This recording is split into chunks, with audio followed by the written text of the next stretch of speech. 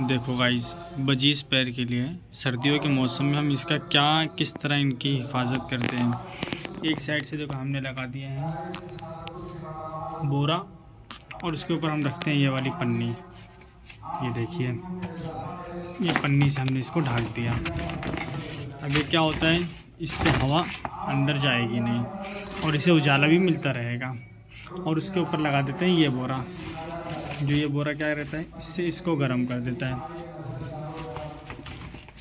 हमारी colony safe हो चुकी है।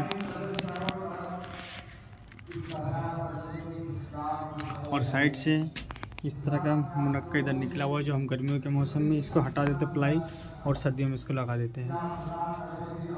ओके गाइस, तो चलो मिलते हैं अगली वीडियो में। Bye bye.